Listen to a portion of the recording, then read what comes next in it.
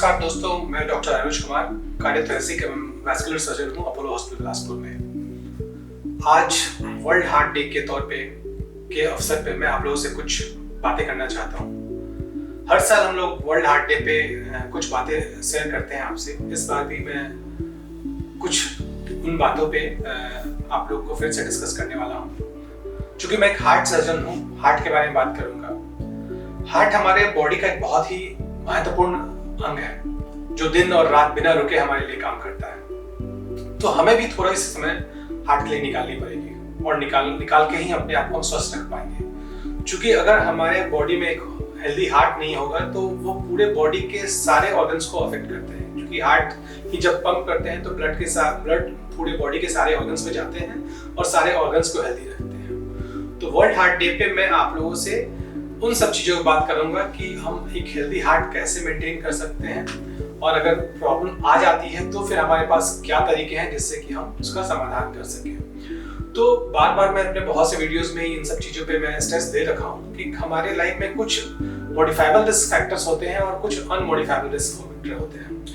अनमॉडिफाइबल risk factors मतलब जैसे कि हमारी जेनेटिक्स, हमारे फादर को हार्ट की बीमारी है, हमारे ग्रैंडफादर को हार्ट की बीमारी हुई या उनको सर्जरी करानी पड़ी, तो वो ऐसे रिस्क फैक्टर है जिसको हम लोग बदल नहीं सकते, जो हमारी जेनेटिक्स है, तो उसका हम कुछ नहीं कर सकते। लेकिन बहुत सी चीजें हैं जो मॉडिफाइबल रिस्क फैक्टर्स में होती है, जैसे ब्लड प्रेशर है, शुगर है, कोलेस्ट्रॉल है, स्मोकिंग है, डाइटरी हैबिट्स है, एक्टिविटीज है। इन सब चीजों पर अगर हम ध्यान रखें तो हम चीजों को बहुत हद तक काबू में कर सकते हैं और हम बीमारियों को काफी दूर तक, काफी हद तक कंट्रोल कर सकते हैं। तो मैंने बार बार पहले भी ये चीज उन सब चीजों की मैं पुनरावृत्ति नहीं करूंगा।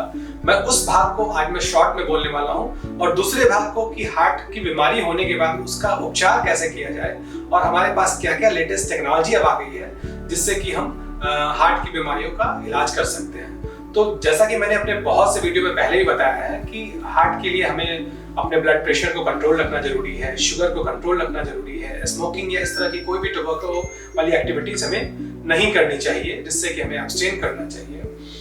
आज की यंग जनरेशन में जो हार्ट की बीमारियां बहुत तेजी से बढ़ी है, जैसा कि हम लोग मीडियाज में, न्यूज चैनल्स पे सुनते हैं और देखते हैं कि जिम में एक्सरसाइज करते हुए अचानक से हार्ट अटैक आ गया।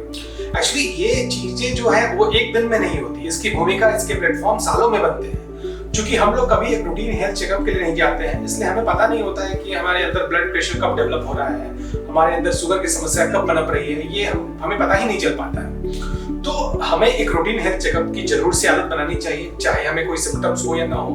हम हमेशा अपनी बीमारी को ऐसा समझते हैं कि अरे कोई तकलीफ नहीं है तो हमें कुछ जांच कराने की जरूरत नहीं है, जो कि पूर्णतः सही नहीं होती है। तो हमें, अगर हम 30-35 इयर्स के ऊपर के एज के हैं तो हमें जरूर एक हेल्थ चेकअप के लिए जाना चाहिए।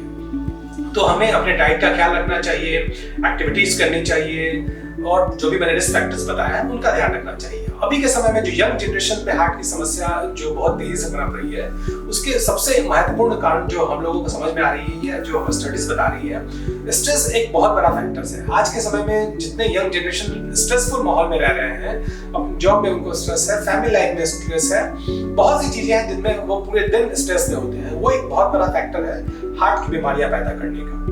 ठीक है, अब हम लोगों ने सब कुछ कंट्रोल किया, उसके बावजूद भी हार्ट की बीमारी हो जा रही है। 35 साल के, 40 साल के लोग हार्ट की बीमारी के लिए आ रहे हैं। हार्ट की बीमारी पहले एक बहुत बड़ी सब्जी समझी जाती थी, आज भी एक बड़ी सर्जरी है। लेकिन आज हमारे पास बहुत सी ऐसी टेक्नोलॉजी है जिससे कि बहुत ही मिनिमली इन्वेजिव टेक्निक से, मतलब पहले की तरह नहीं कि हम पूरी छाती की हड्डियां काटी जाएगी और फिर हम पूरे उसकी हड्डियों को फैला के फिर हार्ट की सर्जरी की जाती है, ऐसा नहीं। या हार्ट को रोक दी जाती है फिर हार्ट की सर्जरी की जाती है। अभी हमारे पास बहुत ही न्यू टेक्नोलॉजी, बहुत ऐसी न्यू टेक्नोलॉजी आ गई जो बिलासपुर जैसे जगह पे हम लोग वो सारी सर्जरी कर रहे हैं जो दिल्ली, मुंबई या अमेरिका, इंग्लैंड में जो सर्जरी हो रही है।